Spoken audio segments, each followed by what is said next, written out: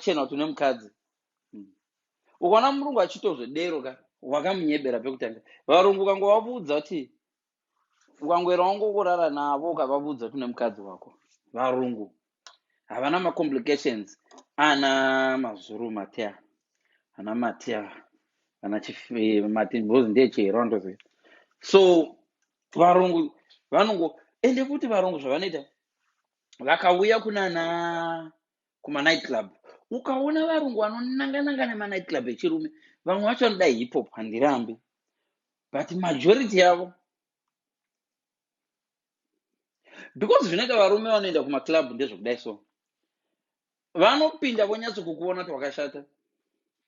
Vachipinda muclub vanonyatso kuona kuti wakashata.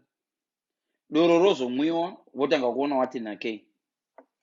Ndo zvinodiwa navarungu izvo. Varungu vanoziva kuti havapotsi. Murungu anoenda kuna club yevatema ukaona achipotsa. Murungu anoda kukwigwa nhasi kana anoda kukwigwa nhasi usiku. Nyangwe akashata sei, nyangwe akadii, nyangwe akatetepa sei, nyangwe ari zigobho sei. Hari guaranteed. Kungoenda muclub inoendwa nevanhu vatema kangomwa doro imomo paanodzoka kuti vane munhu wake. Ende kana vachida kuzvara makarandi varungu vanoziva kuti vana sinyoro hamunonoki kaimana sinyoro. Vana sinyoro havanonoki kana vati mwe vana sinyoro kuzobvunga zvokupfeka. Saka varungu kana vachida zvakuita zvana zvavo zvemakarandi it's much easier kungonotorana nana sinyoro. Ende varungu akashoma kuti vamanye vachizoti maintenance. Saka ndio zvimwe zvinoita kuti vauyi vaende. Chimwe chinhu chinodiwa nana sinyoro pavarungu ndechokudai so. Ukadanana nemurungu wotozati pamari yemusoro kugadzira musoro ka. Varungu havawanzokumbira mari yekugadzirwa musoro. It's a point. Ukadana nemuzimba chaichai anonyatsoda kugadzirwa musoro unochitozati pabudget une 500 pounds yezvemusoro chete. I'm not joking. Kana asingashande. Ndoda kumbonoita mabraids. So varungu havabuyi neizvo zvimwe zvima-expenses zvidiki-diki zvinoita kuti mungoona vanhurume vakuenda kupi. Ende vari easy kunyebera. Ukadana nemuforena ukangomuudza kuti in our culture. Wow, ukangoti in our culture. Murungu odo respecta culture yako. Nyange ukazoisa chihure mukati ukati tinozotanga tambohura tadididi kodonzi culture. Akangowana umwe munhu anovhunza anobva kunyika kwenyu akati yes that's the culture. Saka varungu vari easy panyaya iyoyo. Chimwe chii chandada kuudza. Imiwo vana musoro bhangu vekuZimbabwe varume.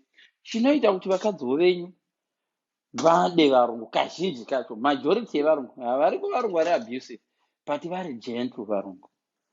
Vana Chihera vakanga vajaira kuitigwa rafu akazonosangana nemunhu ari gentle zvodova tena on.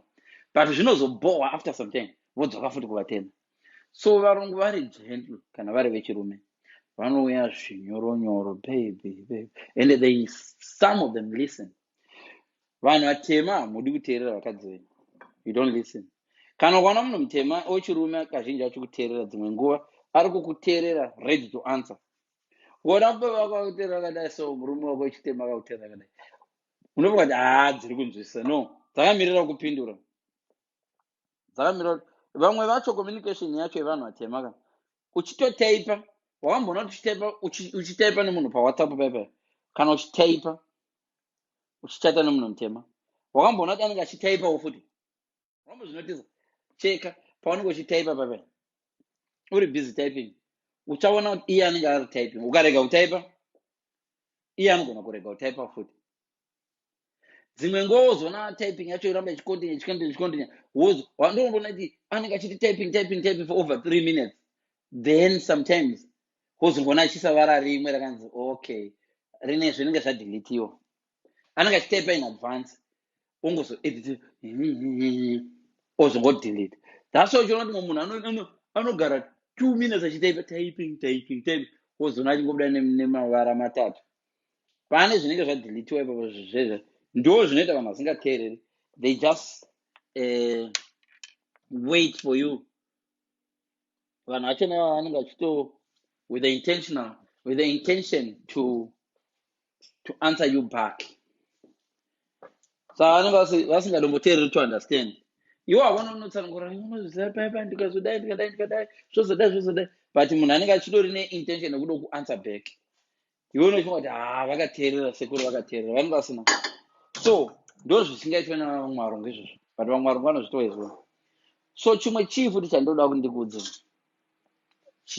chinoita kuti vapedzere vako varungu, hakuna roora. It's a big point.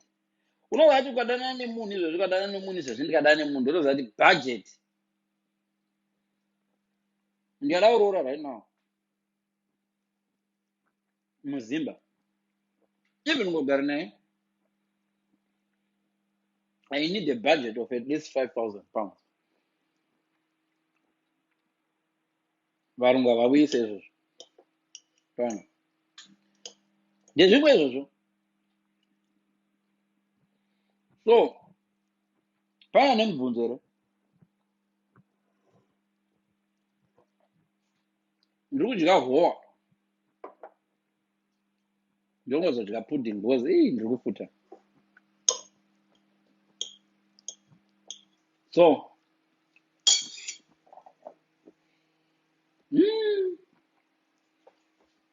ndongodya doma izvi zvinenge zvashaya ndezvikana mbini.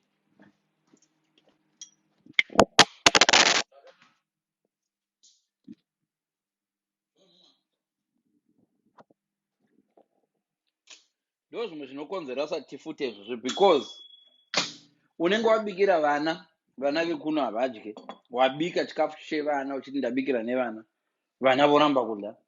Kuti ndichirasa food zvinogwadza, kurasa food kunondigwadza.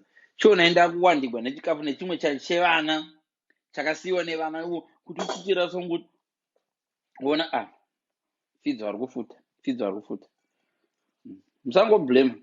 So chimwe chii, ndo zvinoita kuti vanhu vade kuinda nevarungu zvimwe zvacho izvozvo. Pana nemubvunzira,